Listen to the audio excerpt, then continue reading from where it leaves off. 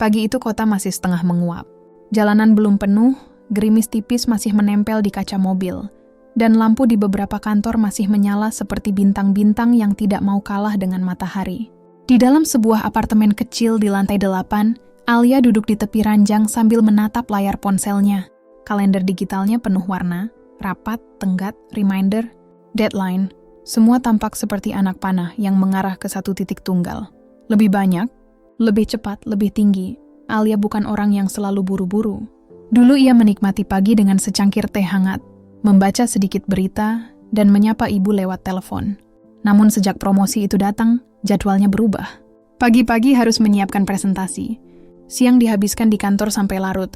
Malamnya mengangguk dalam pertemuan daring dengan klien di zona waktu yang berbeda. Pujukannya sederhana. Kalau ia tidak mengejar sekarang, kesempatan itu akan pergi. Jadi ia mengejar, tanpa jeda, tanpa arah napas panjang. Di jalan menuju kantor, ia menatap wajah-wajah yang berlalu di trotoar.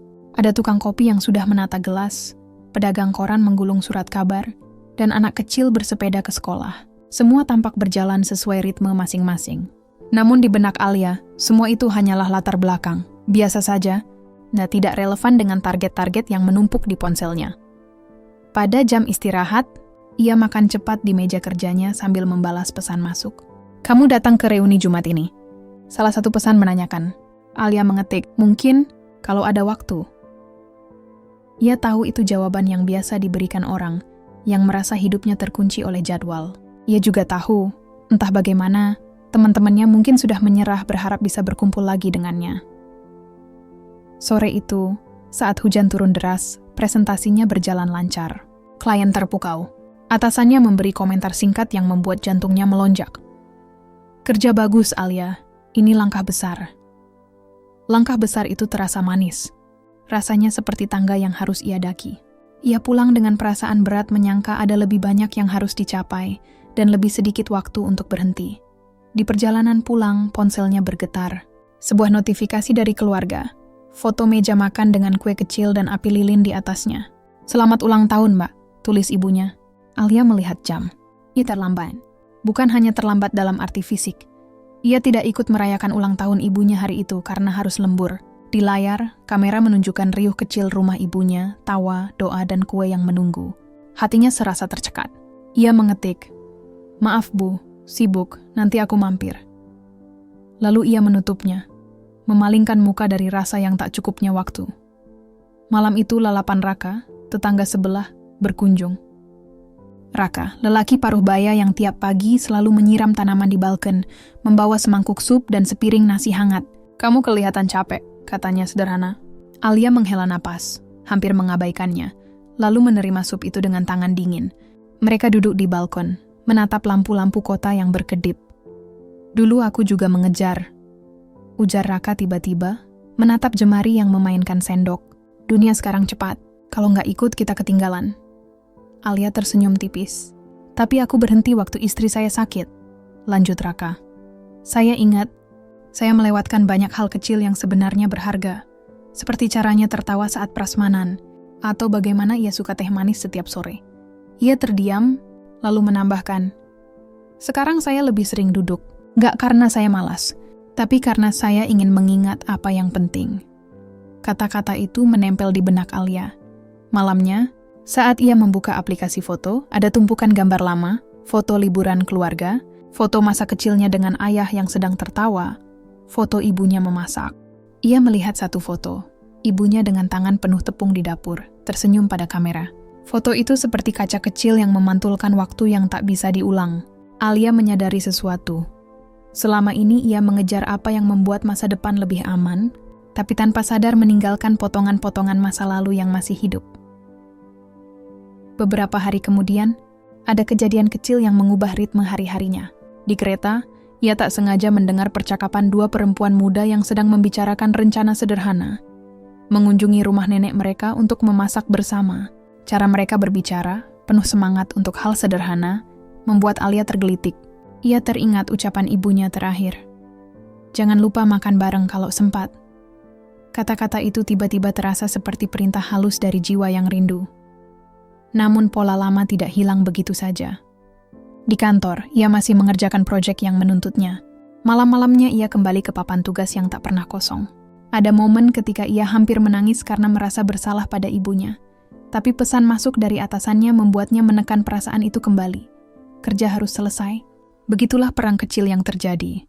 Antara rasa bersalah yang mahu perhatian dan tugas yang menuntut tenaga. Suatu Sabtu, karena lelah yang menumpuk, Alia tertidur di sofa.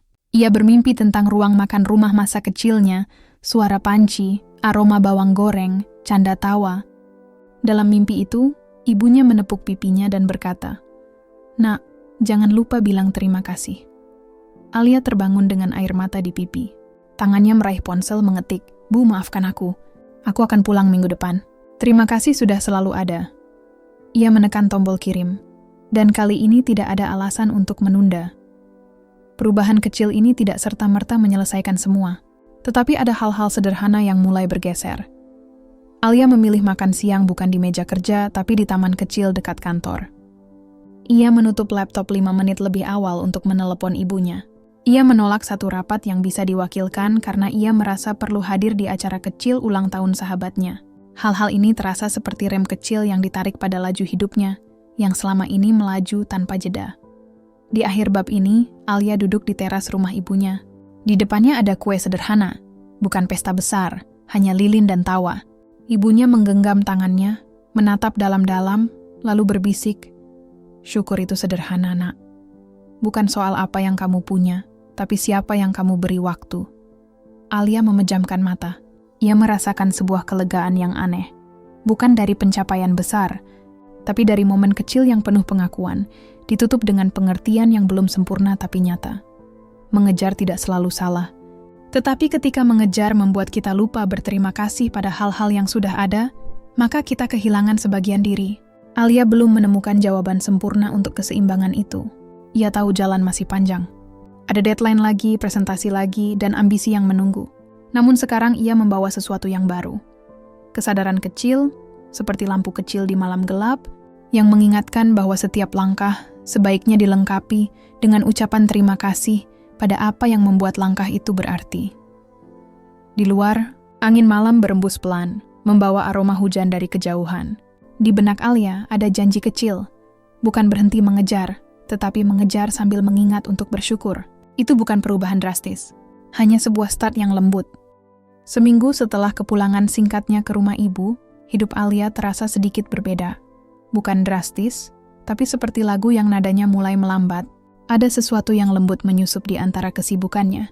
Pagi-pagi ia tidak lagi langsung menatap layar ponsel. Kini ia membuka jendela dulu, membiarkan udara segar masuk, menghirup aroma embun dan tanah basah yang jarang ia perhatikan sebelumnya. Namun, dunia tidak serta-merta ikut melambat. Kantor tetap padat, rapat tetap berderet, dan target terus datang seperti ombak yang tak pernah berhenti memukul pantai. Alia sempat berpikir, apakah mungkin hidup tetap tenang di tengah kecepatan seperti ini? Tapi entah mengapa, ia tidak lagi merasa perlu untuk selalu menang dalam perlombaan itu. Hari Senin, ia datang ke kantor lebih awal dari biasanya. Bukan untuk lembur, tapi untuk menikmati sepi. Di meja kerjanya yang selama ini hanya penuh berkas dan laptop, kini ada satu hal baru, sebatang tanaman kecil dalam pot putih. Ibunya yang memberi. "Biar kamu ingat untuk menyiram, supaya nggak lupa bahwa semua hal butuh perhatian," kata ibunya saat memberikannya. Alia tersenyum waktu itu, menganggapnya hanya ucapan sederhana. Tapi kini, setiap pagi ketika ia menyiram tanaman itu, ada rasa tenang yang aneh, seolah hidupnya punya ritme baru, lebih sadar, lebih pelan. Hari-hari berikutnya berjalan seperti biasa, tapi dengan rasa yang berbeda. Di antara deadline dan rapat, Alia mulai memperhatikan hal-hal kecil. Barista yang menyapanya dengan tulus setiap pagi, rekan kerja yang diam-diam selalu menyiapkan air hangat di ruang rapat, bahkan cahaya sore yang masuk lewat jendela tinggi kantor. Dulu semua itu seperti bayangan kabur. Sekarang ia mulai melihat warna di baliknya. Namun perubahan hati tidak selalu diterima dengan mudah oleh dunia sekitar. Atasannya, Pak Rudi, mulai memperhatikan bahwa Alia sering menolak lembur atau membawa pekerjaan ke rumah. "Kamu nih nggak seperti biasanya, Alia," katanya suatu sore. "Biasanya kamu yang paling bersemangat." Alia menatap meja kerjanya sebelum menjawab pelan.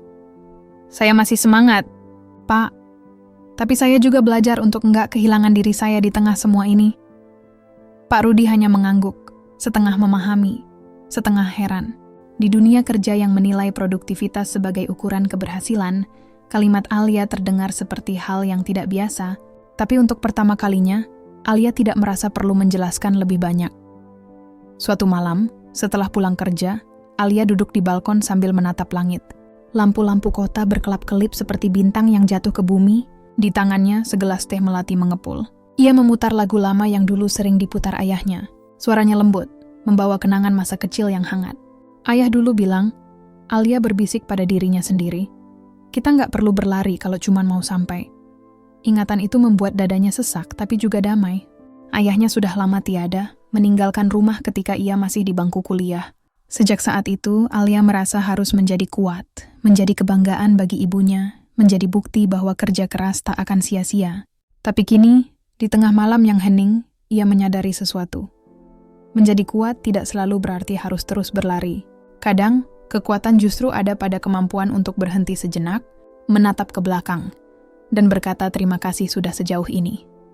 Keesokan harinya, Alia bertemu dengan teman lamanya, Lani, di sebuah kafe kecil. Mereka sudah lama tidak bertemu sejak reuni yang Alia lewatkan. Lani datang dengan wajah penuh tawa, sementara Alia datang dengan rasa canggung. Gila, kamu kelihatan beda sekarang, kata Lani sambil memutar sendok di dalam kopinya. Dulu kamu selalu ngomongin proyek, sekarang malah kelihatan. Tenang, Alia tertawa pelan. Mungkin karena aku baru sadar, selama ini aku kejar-kejar hal yang nggak pernah habis. Dan kamu nemu apa di ujungnya? Rasa kapek dan ruang kosong, jawab Alia jujur. Lani terdiam, menatap temannya itu dengan lembut. Aku iri tahu, kamu udah sampai di tahap bisa ngomong kayak gitu. Aku masih sibuk ngerasa kurang. Alia tersenyum kecil. Mungkin kita semua begitu. Selalu merasa kurang, sampai kita belajar bersyukur dulu. Obrolan itu sederhana, tapi meninggalkan jejak panjang di benak Alia. Ia menyadari bahwa ternyata banyak orang di sekitarnya juga kelelahan dengan kejaran hidup. Hanya saja tak semua berani mengakuinya. Dunia modern seperti memaksa orang untuk selalu terlihat berhasil, selalu sibuk, selalu produktif. Padahal di balik itu, banyak hati yang haus akan kedamaian sederhana. Suatu sore di akhir pekan, Alia kembali ke rumah ibunya. Rumah kecil itu masih sama. Dindingnya agak pudar, bau masakan memenuhi udara, dan halaman dipenuhi tanaman yang tumbuh liar tapi indah. Kali ini Alia membantu ibunya memasak. Dulu kamu nggak pernah sempat bantu-bantu kayak gini, kata ibunya sambil tertawa. Alia tersenyum mengaduk sayur di panci. Dulu aku pikir waktu bersama keluarga bisa ditunda, Bu. Sekarang aku tahu, waktu itu nggak bisa ditabung. Ibunya menatapnya lama, lalu mengusap kepala Alia pelan. Akhirnya kamu ngerti juga. Malam itu mereka makan bersama tanpa tergesa. Tidak ada suara notifikasi, tidak ada rapat daring, tidak ada laptop yang terbuka, hanya obrolan ringan, cerita masa kecil, dan tawa. Alia merasa seperti pulang bukan hanya ke rumah, tapi ke dirinya sendiri. Beberapa hari kemudian, di kantor, Alia mendapat tawaran besar, proyek luar negeri dengan gaji tinggi dan reputasi bergengsi. Dulu, ia pasti langsung menyetujuinya tanpa berpikir, tapi kali ini, ia menatap layar email itu lama. Di pikirannya terlintas wajah ibunya, tanaman kecil di mejanya, dan suara Raka yang pernah berkata, semua hal berharga butuh perhatian. Ia menarik napas dalam, menutup laptop, dan menulis balasan singkat. Terima kasih atas kesempatannya. Saya ingin mempertimbangkan dengan hati-hati sebelum memberi keputusan. Ia tahu keputusan itu bisa membuatnya tampak ragu di mata orang lain, tapi untuk pertama kalinya dalam hidup, Alia tidak merasa takut dianggap lambat. Ia mulai memahami bahwa hidup bukan tentang siapa yang paling cepat sampai, tapi siapa yang tidak kehilangan makna selama berjalan. Bab kedua berakhir dengan Alia berjalan di taman sore itu, menatap langit yang berwarna jingga. Di tangannya, ada buku kecil yang ia mulai tulis. Buku tentang rasa syukur. Di halaman pertama tertulis, aku pernah berpikir hidup adalah perlombaan. Tapi kini aku tahu, hidup adalah perjalanan untuk mengingat apa yang sudah kutemukan. Ia menutup buku itu perlahan. Di antara hiruk-pikuk kota yang tak pernah berhenti, Alia berjalan dengan langkah yang lebih tenang, membawa hatinya yang mulai belajar. Bahwa bersyukur bukan tanda berhenti mengejar, tapi tanda bahwa kita sudah tahu apa yang pantas dijaga. Hari-hari berlalu setelah Alia menolak untuk langsung menerima tawaran proyek luar negeri. Banyak orang di kantor terkejut, Beberapa teman kerjanya berbisik pelan di pantry, membicarakan keputusannya yang dianggap aneh. Sementara Pak Rudi, atasannya, memanggilnya ke ruang rapat untuk membicarakan hal itu secara langsung. "Alia, kamu tahu kan kesempatan seperti ini nggak datang 2 kali?" Katanya dengan nada setengah meyakinkan, setengah mendesak. Alia mengangguk. "Saya tahu, Pak. Tapi saya juga tahu kalau saya harus mempertimbangkan hidup saya, bukan cuma karier saya." Pak Rudi menatapnya lama. "Kamu berubah ya. Dulu kamu orang paling ambisius di sini." Alia tersenyum tipis. "Mungkin saya masih ambisius, Pak. Tapi sekarang saya juga belajar untuk nggak lupa bersyukur dengan apa yang sudah saya punya." Setelah pertemuan itu, Alia kembali ke mejanya. Ia tahu keputusannya bisa dianggap bodoh oleh banyak orang, tapi dalam dirinya ada ketenangan yang sulit dijelaskan, seperti seseorang yang akhirnya berhenti berlari setelah sekian lama, lalu sadar betapa indahnya suara napas sendiri. Beberapa hari kemudian, Alia memutuskan untuk mengambil cuti 3 hari. Ia tidak punya rencana besar, hanya ingin menenangkan diri. Pagi hari, ia memesan tiket kereta ke kota kecil tempat ayahnya dulu dibesarkan. Kota yang hanya ia dengar dari cerita. Ia ingin mengenal kembali akar keluarganya. Mungkin juga menemukan bagian dirinya yang lama hilang di sana. Kereta berangkat di pagi buta. Di luar jendela, pemandangan berganti. Gedung-gedung tinggi perlahan digantikan oleh sawah, pohon kelapa, dan rumah-rumah kecil yang berbaris di tepi jalan. Untuk pertama kalinya setelah bertahun-tahun, Alia mematikan ponselnya sepenuhnya. Ia hanya duduk diam, menatap keluar, membiarkan pikirannya mengalir. Di kota kecil itu, ia menginap di penginapan sederhana milik pasangan tua. Pemiliknya ramah, berbicara dengan logat khas daerah. "Kamu mirip sama almarhum ayahmu," kata si ibu pemilik penginapan setelah mendengar nama keluarga Alia. "Orang baik, tapi sibuk sekali waktu muda." Alia tersenyum getir. "Sepertinya itu menurun, Bu." Mereka tertawa kecil, tapi ada keheningan di balik tawa itu. Sebuah kesadaran bahwa banyak orang mengorbankan waktu berharga demi hal-hal yang mungkin tak sepadan. Hari kedua, Alia berjalan-jalan ke pasar tradisional. Ia melihat para pedagang menata dagangannya dengan sabar. Anak-anak berlari tanpa beban. Dan orang-orang saling menyapa dengan senyum tulus. Tidak ada yang terlihat terburu-buru. Di tengah suasana sederhana itu, Alia merasa dadanya hangat. Ia seperti diingatkan, kebahagiaan tidak harus megah. Kadang ia bersembunyi di hal-hal kecil yang sering diabaikan. Di tepi pasar, Alia berhenti di sebuah warung kopi tua. Di sana duduk seorang lelaki tua dengan rambut memutih, membaca koran sambil menyeruput kopi hitam. Alia memesan teh, lalu duduk tak jauh darinya. Tak lama, lelaki itu menyapanya. "Baru pertama kali kesini, Nak?" "Iya, Pak. Saya cuma mampir sebentar." "Kadang mampir itu penting," kata lelaki itu sambil tersenyum. "Kalau kita terus jalan tanpa pernah mampir, kita bisa lupa arah pulang." Kata-kata itu menampar lembut hati Alia. Ia mengangguk, tidak menjawab. Dalam keheningan kalimat itu bergema di kepalanya. Lupa arah pulang. Mungkin selama ini, dirinya memang terlalu sibuk mencari sesuatu di luar sana, sampai lupa jalan pulang ke dalam diri sendiri. Sore itu, Alia berjalan ke pinggiran kota, menuju sungai kecil yang sering disebut dalam cerita ayahnya. Sungai itu mengalir tenang di antara pepohonan bambu. Ia duduk di batu besar, menatap air yang bergerak perlahan. Di sana, tanpa sadar, air matanya menetes. Ia tidak menangis karena sedih, tapi karena merasa disentuh oleh sesuatu yang tak bisa ia jelaskan. Seperti ada beban yang perlahan terangkat. Dalam diam itu, Alia berbicara pada dirinya sendiri, pelan tapi tulus. "Aku dulu takut berhenti, takut kalah, takut kehilangan kesempatan. Tapi sekarang aku sadar, yang paling menakutkan adalah kehilangan waktu untuk bersyukur."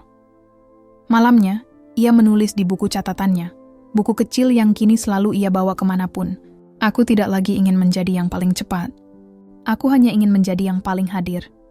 3 hari di kota kecil itu berlalu dengan cepat, tapi meninggalkan kesan yang dalam. Saat Alia kembali ke kota besar, ia membawa sesuatu yang tak terlihat tapi terasa. Ketenangan yang nyata. Sesampainya di kantor, ia menemukan suasana agak berbeda. Ada kabar bahwa proyek luar negeri itu dibatalkan karena masalah internal klien. Beberapa rekan kerja yang dulu mencibir keputusannya kini terdiam. Alia tidak merasa senang atau menang. Ia hanya merasa semakin yakin bahwa keputusan untuk melambat bukanlah kesalahan. Kadang menunda bukan berarti mundur. Bisa jadi itu cara semesta melindungi kita dari jalan yang salah. Beberapa minggu kemudian, Alia mendapat tanggung jawab baru di kantor. Tapi kali ini ia membangun tim kecil dengan cara berbeda. Ia mulai memperhatikan keseimbangan kerja dan istirahat, memberi waktu untuk mendengarkan rekan-rekannya, bahkan mendorong mereka untuk mengambil cuti jika terlihat lelah. Bagi Alia, itu bukan sekadar perubahan gaya kerja. Itu bentuk nyata dari rasa syukur yang kini ia pelajari. Suatu sore, ia kembali duduk di balkon apartemennya bersama Raka, tetangga yang dulu memberinya nasihat tentang menghentikan langkah. Raka tersenyum melihat Alia tampak lebih santai. "Jadi udah ketemu apa yang kamu cari?" tanya Raka. Alia menatap langit senja. "Belum semua," jawabnya. "Tapi sekarang aku udah tahu, aku nggak harus mengejar semuanya sekaligus. Ada hal-hal yang cukup aku syukuri dulu." Raka mengangguk, menatap langit yang mulai gelap. Nah, itu baru hidup. Bukan cuma berjalan, tapi juga menikmati pemandangannya. Malam itu, Alia menulis lagi di bukunya. Mengejar dan bersyukur bukan dua hal yang bertentangan. Kita hanya perlu tahu kapan harus berlari dan kapan harus berhenti sejenak untuk mengucap terima kasih. Alia berdiri di jendela, memandangi lampu kota yang berpendar. Ia tersenyum. Bukan karena hidupnya kini sempurna, tapi karena ia akhirnya mengerti bahwa kesempurnaan bukan tujuan.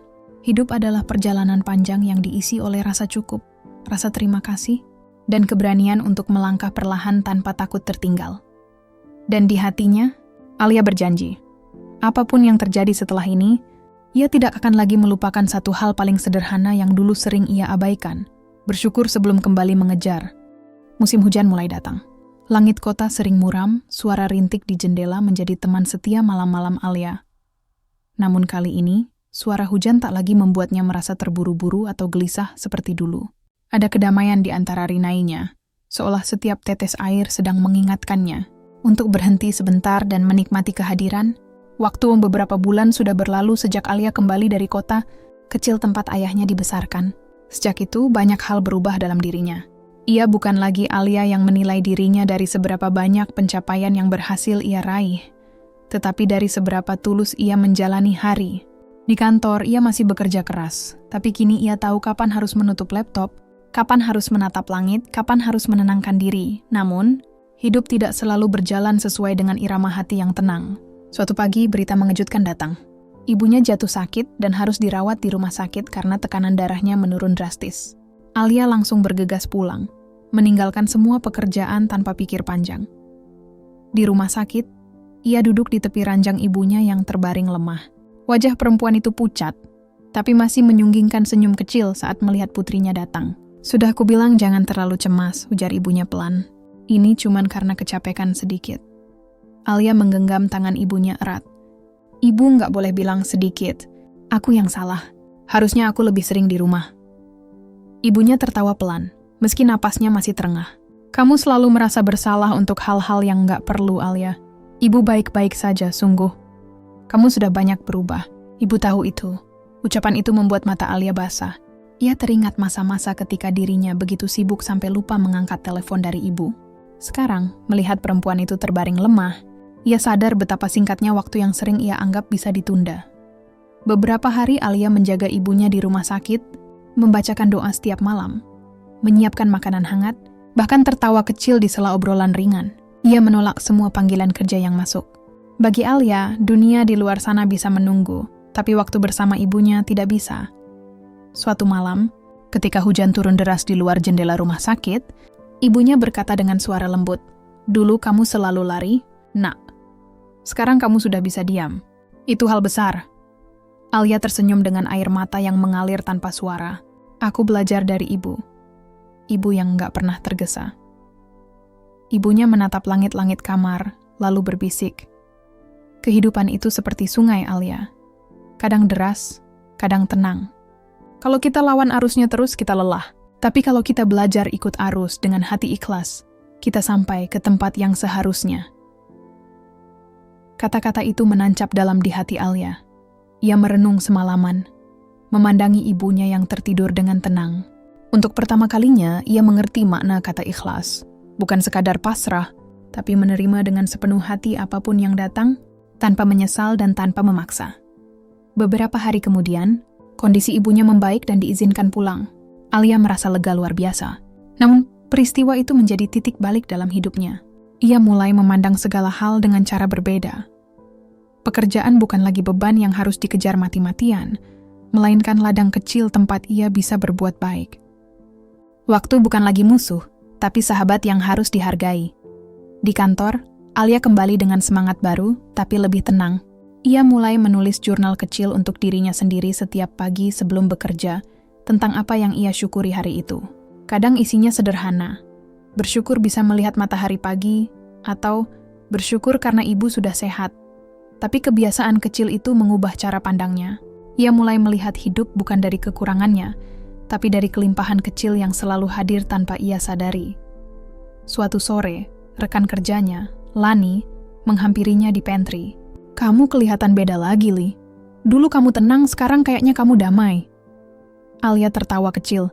Mungkin karena aku belajar menerima. Kadang yang bikin kita capek bukan hidupnya, tapi cara kita melawan hal-hal yang nggak bisa kita ubah. Lani mengangguk pelan. "Aku pengen bisa kayak kamu." "Bisa kok," kata Alia. "Cuma butuh waktu buat berhenti marah sama hidup." Hari-hari berikutnya berjalan dengan ritme yang lebih lembut. Alia kembali mengunjungi ibunya setiap akhir pekan, membawa bunga atau makanan kesukaan ibunya. Mereka sering duduk di teras sambil menatap langit sore. Kadang mereka tidak berbicara banyak, tapi keheningan di antara mereka terasa hangat. Suatu kali ibunya bertanya, "Sekarang kamu bahagia, Nak?" Alia menatap langit yang mulai berubah warna. "Aku nggak tahu kalau bahagia itu harus seperti apa, Bu.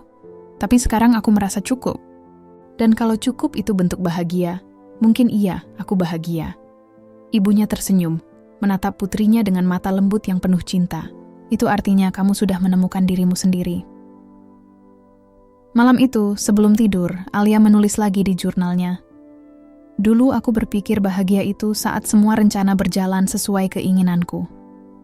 Tapi sekarang aku tahu, bahagia adalah ketika aku bisa menerima apapun yang terjadi dengan hati yang ikhlas."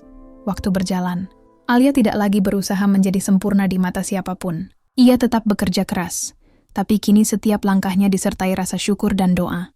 Ia tidak takut gagal, karena ia tahu setiap kegagalan pun membawa pelajaran. Ia tidak lagi iri pada orang lain, karena ia sadar setiap orang punya waktunya masing-masing. Suatu hari, ia kembali ke kota kecil tempat ayahnya dulu dibesarkan. Kali ini bersama ibunya. Mereka berjalan di tepi sungai yang dulu menjadi tempat Alia merenung sendirian. Airnya masih mengalir tenang. Angin bertiup lembut, membawa aroma tanah basah. "Ini tempat yang kamu ceritain waktu itu ya?" tanya ibunya. "Iya, Bu. Di sini aku belajar diam, belajar ikhlas." Ibunya menatap air sungai itu, lalu berkata pelan, "Kalau kamu sudah bisa ikhlas, hidupmu nggak akan lagi dikejar waktu. Karena orang yang ikhlas tahu, semua hal indah akan datang di saat yang tepat." Alia menatap air yang mengalir, lalu menatap wajah ibunya yang tersenyum.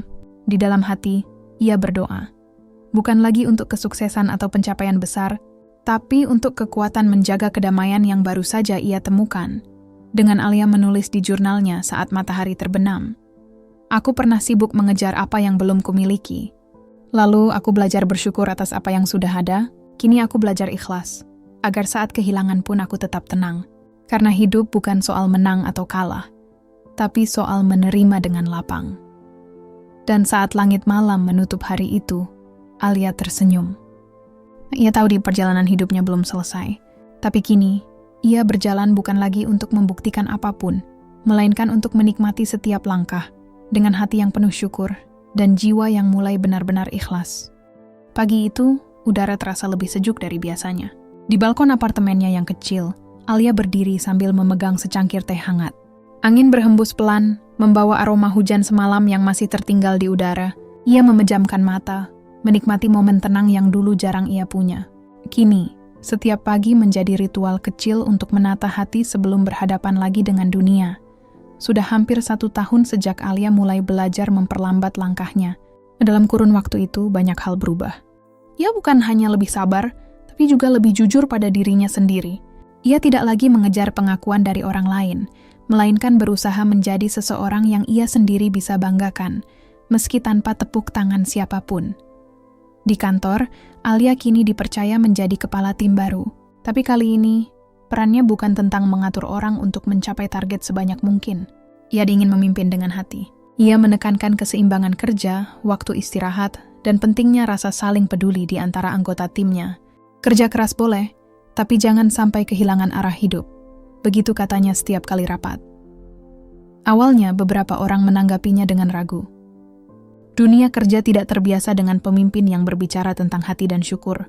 Namun seiring waktu, mereka mulai memahami bahwa ketenangan Alia bukan kelemahan, melainkan kekuatan yang menular.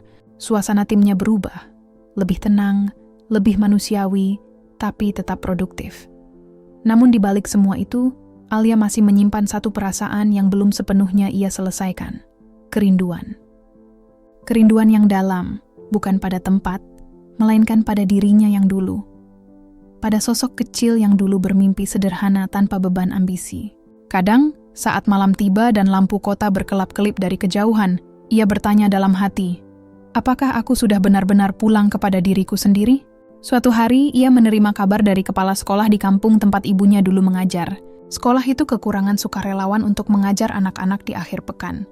Tanpa berpikir panjang, Alia mendaftarkan diri. Ia ingin melakukan sesuatu yang lebih dari sekadar bekerja. Ia ingin memberi arti. Akhir pekan itu, ia berangkat ke kampung kecil di pinggiran kota. Jalannya menanjak, pemandangannya hijau, dan suara burung terdengar di kejauhan. Begitu tiba di sekolah, anak-anak kecil menyambutnya dengan tawa riang.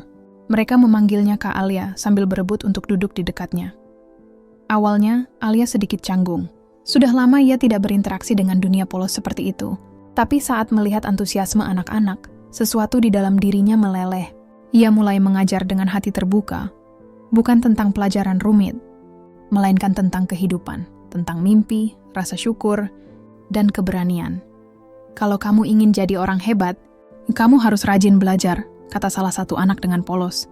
Alia tersenyum, lalu bertanya, orang hebat itu yang kayak apa menurut kamu? Yang punya mobil banyak. Jawab anak itu spontan, membuat yang lain tertawa. Alia ikut tertawa, lalu berkata lembut, boleh punya mobil banyak, tapi yang lebih hebat lagi adalah orang yang bisa membuat orang lain bahagia. Anak-anak itu terdiam sejenak, mungkin belum sepenuhnya mengerti, tapi bagi Alia, kata-katanya sendiri seperti pesan yang datang untuk dirinya. Ia menyadari, dulu ia terlalu sibuk ingin menjadi sesuatu, hingga lupa berarti untuk seseorang. Kini, mengajar anak-anak itu memberinya kebahagiaan yang tidak bisa dibeli oleh apapun. Malamnya, ia menginap di rumah seorang guru tua bernama Bu Narti, teman lama almarhum ayahnya. Mereka berbincang lama di beranda sambil minum teh. Kamu tahu, Alia, kata Bu Narti, dulu ayahmu juga suka datang ke sini waktu masih muda. Dia sering bilang hidup itu jangan cuma buat diri sendiri. Katanya, orang yang hanya mengejar untuk dirinya sendiri akan lelah, tapi orang yang berbagi akan selalu punya tenaga baru. Alia terdiam. Angin malam meniup rambutnya pelan. Ia menatap langit penuh bintang yang jarang terlihat dari kota. Kata-kata Bu Narti seperti menjawab pertanyaan yang selama ini mengendap di hatinya. Ia tersenyum dan membatin, mungkin ini arti pulang yang sebenarnya. Bukan sekadar kembali ke tempat asal, tapi menemukan makna hidup yang dulu hilang di jalan. Keesokan paginya, sebelum kembali ke kota, anak-anak berlari menghampirinya. Mereka membawa secarik kertas berisi tulisan tangan kecil. Terima kasih Kak Alia, jangan lupa datang lagi. Ya, kami tunggu. Alia menatap tulisan itu lama sekali. Matanya berkaca-kaca. Dalam kesederhanaan itu, ia merasa mendapatkan sesuatu yang luar biasa. Rasa terhubung, rasa hidup, rasa cinta yang tulus. Setibanya di kota, Alia duduk di dalam bus sambil memandangi pemandangan yang berlalu. Ia merasa berbeda. Dulu setiap kali perjalanan berakhir, yang ia pikirkan adalah apa yang harus aku kejar selanjutnya. Tapi kali ini, pikirannya lebih damai. Apa yang bisa aku bagikan setelah ini? Beberapa bulan kemudian, Alia mulai rutin menjadi relawan. Ia tidak lagi sekedar bekerja untuk mengejar gaji atau posisi, tapi untuk memberi manfaat. Ia menulis artikel sederhana tentang keseimbangan hidup dan rasa syukur, yang kemudian dibaca banyak orang. Banyak yang menulis kepadanya, mengatakan bahwa tulisan-tulisannya membuat mereka merasa tenang. Alia tersenyum membaca setiap pesan itu. Ia tidak menyangka, perjalanan yang dulu dimulai dari kelelahan dan kesepian kini membawa cahaya bagi orang lain. Ia sadar, terkadang Tuhan menuntun kita melewati masa-masa paling gelap, agar kita bisa menjadi lentera bagi yang lain. Pada suatu malam yang sunyi, Alia duduk di balkon seperti biasa, menatap lampu-lampu kota. Ia membuka jurnal yang sudah menemaninya selama perjalanan panjang itu. Buku yang dulu hanya berisi curahan hati dan rasa syukur sederhana. Kini halaman terakhirnya tinggal 1. Ia menulis dengan tenang. Dulu aku hanya ingin sampai. Sekarang aku ingin berjalan sambil menikmati perjalanan. Dulu aku mengejar kebahagiaan. Sekarang aku tahu, kebahagiaan itu bukan sesuatu yang harus dikejar, tapi sesuatu yang tumbuh saat hati belajar bersyukur dan ikhlas. Ia menutup buku itu perlahan, meletakkannya di meja, dan menatap langit malam. Dalam diam dia merasa sangat ringan. Ia sadar bahwa hidup tidak pernah benar-benar berhenti menguji. Tapi kali ini ia sudah tahu bagaimana cara menjalaninya. Bukan dengan tergesa, tapi dengan langkah yang tenang dan penuh makna. Di kejauhan, kilat kecil menyambar langit, tapi hujan belum turun. Alia tersenyum, seolah berbicara pada dirinya sendiri. Terima kasih, hidup, sudah mengajariku cara pulang. Dan malam itu, untuk pertama kalinya, ia tidur tanpa pikiran yang berlari. Ia tahu bahwa esok mungkin tetap sibuk, dunia tetap berputar cepat, tapi hatinya sudah menemukan rumah, tempat di mana ia bisa selalu kembali, rasa syukur yang tak pernah habis. Sudah hampir 2 tahun sejak Alia memulai perjalanan panjangnya, dari seorang perempuan yang sibuk mengejar dunia, hingga menjadi seseorang yang lebih damai dengan hidupnya. Waktu berjalan tanpa terasa, seperti sungai yang terus mengalir tanpa jeda. Namun kali ini, arus hidupnya tidak lagi deras dan memukul, melainkan lembut, mengalun pelan, membawa ketenangan yang dulu tak pernah ia kenal. Pagi itu, mentari menembus tirai jendela apartemen kecilnya. Alia duduk di kursi rotan dekat jendela, menyesap teh melati sambil menatap langit biru. Di meja, terdapat pot kecil berisi tanaman yang dulu diberikan ibunya. Tanaman itu kini tumbuh subur. Daunnya hijau segar, seolah ikut merayakan kedamaian yang telah tumbuh di hati tuannya.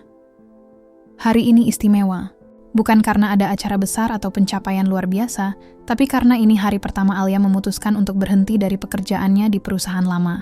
Setelah banyak pertimbangan, ia akhirnya memilih untuk membuka lembar baru, menulis dan mengajar penuh waktu. Ia ingin membagikan kisah hidupnya, bukan karena merasa sudah sempurna, tapi karena ia tahu banyak orang di luar sana yang sedang berada di titik seperti dirinya dulu, sibuk mengejar, tapi lupa bersyukur. Saat ia membereskan meja kerja di kantor, rekan-rekannya berdatangan satu persatu. "Kak Alia, serius mau resign? Kami masih butuh kamu di sini," kata salah satu anggota timnya, Dimas, dengan nada sedih. Alia tersenyum lembut. "Aku juga akan kangen sama kalian. Tapi kadang, Dimas, kita harus tahu kapan harus menutup satu pintu supaya bisa benar-benar membuka pintu lain." "Terus Kak Alia mau kemana?"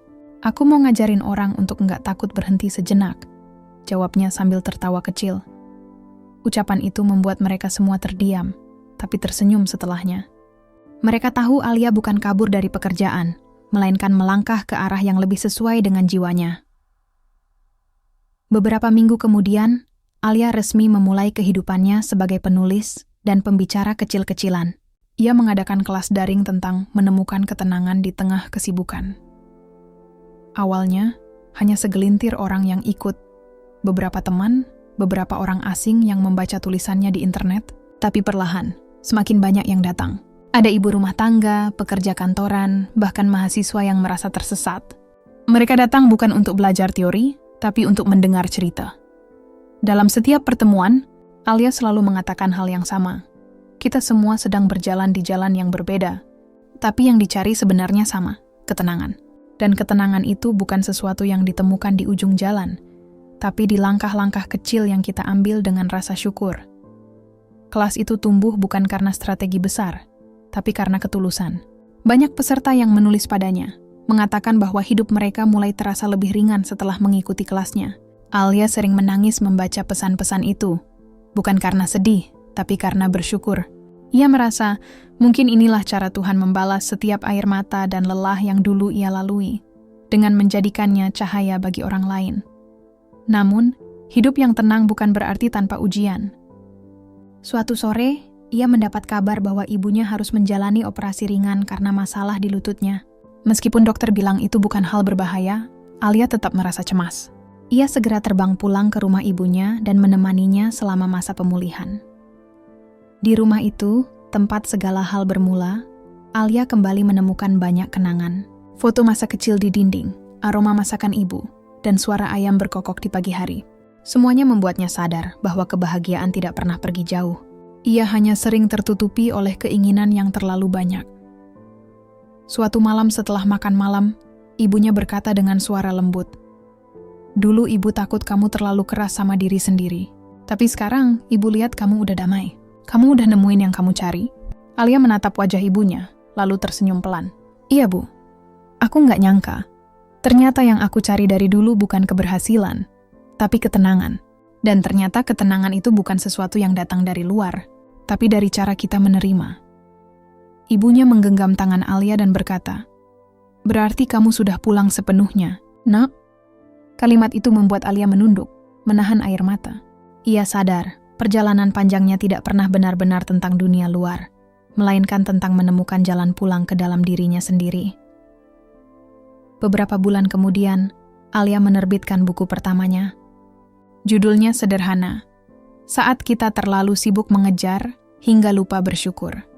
Buku itu berisi kisah nyata hidupnya, ditulis dengan kejujuran dan kehangatan yang menyentuh banyak hati. Dalam waktu singkat, buku itu menjadi perbincangan di media sosial. Tapi bagi Alia pujian bukan tujuan. Yang membuatnya bahagia adalah pesan-pesan kecil yang datang dari pembacanya. "Terima kasih Kak Alia, buku ini nyentuh banget. Aku jadi berani berhenti sebentar dan bersyukur." Suatu hari, ia diundang menjadi pembicara di sebuah seminar besar di Jakarta. Saat berdiri di depan ratusan orang, Alia tidak lagi merasa gugup. Ia menatap wajah-wajah di hadapannya dan berkata dengan suara mantap, "Aku dulu pikir kesuksesan adalah tentang seberapa tinggi aku bisa naik. Tapi sekarang aku tahu, kesuksesan adalah saat aku bisa hidup dengan hati yang tenang. Dunia kan akan selalu berlari, tapi kita boleh memilih untuk berjalan. Karena hidup bukan perlombaan, tapi perjalanan pulang." Ruangan itu hening beberapa detik sebelum akhirnya disambut tepuk tangan panjang. Alia tersenyum, tapi di dalam hatinya ia tahu, tepuk tangan itu bukan untuk dirinya, melainkan untuk setiap orang yang pernah tersesat, lalu menemukan jalan kembali melalui cerita ini. Malamnya, setelah acara selesai, Alia berjalan sendirian di tepi jalan yang diterangi lampu kota. Angin malam menyentuh wajahnya lembut. Ia teringat semua yang telah ia lalui. Lembur yang melelahkan, tangisan di kamar kecil, percakapan dengan ibunya, tawa anak-anak di sekolah desa, hingga hari ketika ia menulis halaman pertama buku hidupnya. Semuanya seperti potongan puzzle yang kini menyatu membentuk satu gambar utuh. Dirinya yang baru, yang tenang, yang ikhlas. Sesampainya di rumah, ia menulis lagi di jurnal lamanya. Halaman baru, tulisan terakhir. "Aku tidak lagi mencari ketenangan, karena kini aku hidup di dalamnya. Aku tidak lagi mengejar arti, karena setiap napas sudah penuh makna. Aku tidak lagi takut kehilangan, karena aku tahu semua yang hilang hanya diganti dengan sesuatu yang lebih baik. Aku sudah pulang, bukan ke tempat, tapi ke hatiku sendiri." Ia menutup buku itu dengan senyum yang damai. Di luar, hujan turun pelan, seperti bertepuk tangan lembut untuk seseorang yang akhirnya berhasil berdamai dengan hidupnya. Dan begitulah, perjalanan Alia yang dulu dimulai dari ambisi kini berakhir di kedamaian. Bukan karena dunia menjadi lebih baik, tapi karena dirinya sendiri sudah berubah. Kini ia tidak lagi berlari, tidak lagi mengejar. Ia hanya berjalan pelan, menyapa setiap hari dengan senyum dan ucapan sederhana yang dulu ia lupakan. "Terima kasih Tuhan. Aku bersyukur hari ini masih bisa berjalan dengan hati yang tenang." Waktu berjalan tanpa terasa. Sudah 5 tahun sejak Alia menulis buku pertamanya, Saat Kita Terlalu Sibuk Mengejar Hingga Lupa Bersyukur. Buku itu bukan hanya membawa perubahan dalam hidup banyak orang, tapi juga menumbuhkan kedamaian yang semakin dalam di hati Alia sendiri. Kini ia dikenal sebagai penulis dan pembicara yang hangat, bukan karena kata-katanya indah, melainkan karena setiap kata datang dari pengalaman yang nyata, dari hati yang pernah jatuh dan belajar bangkit kembali. Namun, seperti hidup yang selalu berputar, masa tenang pun tak selalu selamanya tenang. Tahun itu, ibunya mulai sering sakit-sakitan. Usia memang tak bisa ditipu, dan meski Alia berusaha sekuat tenaga untuk merawatnya, ia tahu bahwa waktu bersama ibunya mungkin tak akan lama lagi. Hari-hari mereka kini diisi dengan percakapan kecil yang sederhana, tapi penuh makna. Di sore hari, Alia sering duduk di teras bersama ibunya, memandangi langit jingga. Kadang mereka hanya diam, kadang tertawa mengenang masa lalu. Suatu sore ibunya memegang tangan Alia dengan lembut. "Nak," katanya perlahan, "hidup itu seperti matahari terbenam. Kadang indah, kadang kelabu, tapi selalu punya arti kalau kita mau melihatnya dengan hati." Alia menggenggam tangan itu erat, mencoba menahan air mata. "Iya, Bu, aku tahu. Tapi aku belum siap kehilangan ibu." Ibunya tersenyum kecil. "Tidak ada yang pernah benar-benar siap, Alia. Tapi kamu sudah belajar banyak tentang melepaskan, bukan? Kamu tahu, melepaskan bukan berarti kehilangan, tapi memberi ruang untuk cinta tumbuh dalam bentuk yang berbeda." Kata-kata itu menancap dalam di hati Alia. Ia tahu ibunya benar. Sejak dulu, ia selalu belajar tentang menerima. Menerima keadaan, menerima takdir, menerima kenyataan bahwa beberapa hal memang tak bisa kita genggam selamanya. Beberapa bulan kemudian, ibunya berpulang dengan tenang. Tidak ada tangisan histeris, hanya air mata yang jatuh perlahan di pipi Alia, bercampur dengan rasa syukur, karena ia bisa menemani ibunya sampai akhir. Ia merasa kehilangan, tentu saja, tapi di balik duka itu ada kedamaian yang sulit dijelaskan. Ia tahu ibunya telah kembali ke tempat yang lebih baik, dan yang lebih penting, ibunya meninggalkan warisan terbesar, kebijaksanaan. Setelah pemakaman, Alia memutuskan untuk tinggal sementara di rumah lama mereka. Di rumah itu setiap sudutnya menyimpan cerita.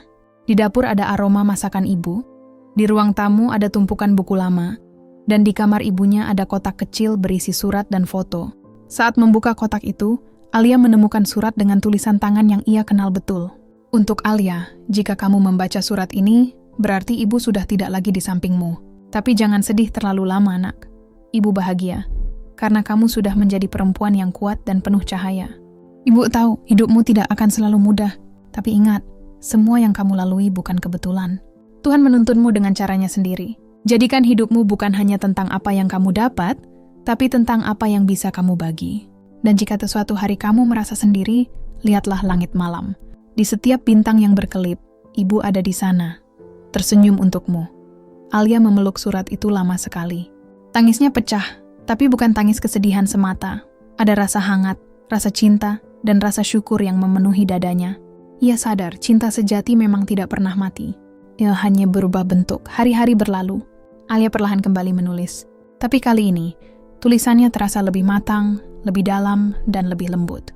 Ia tak lagi menulis untuk mengajar, tapi untuk berbagi. Ia menulis bukan dari luka yang terbuka, tapi dari luka yang sudah sembuh dan meninggalkan bekas indah bernama hikmah. Beberapa waktu kemudian, ia menerbitkan buku keduanya, berjudul Ketika Hidup Mengajarkan Arti Pulang. Buku itu menceritakan perjalanannya setelah ibunya tiada, tentang kehilangan, keteguhan dan cinta yang tetap hidup di antara kenangan. Buku itu kembali menyentuh banyak hati, bahkan lebih dalam dari sebelumnya. Di setiap acara bedah buku yang ia hadiri, Alia selalu menutup dengan kalimat yang sama. Kita semua akan kehilangan sesuatu di hidup ini, tapi jangan biarkan kehilangan membuat kita berhenti bersyukur.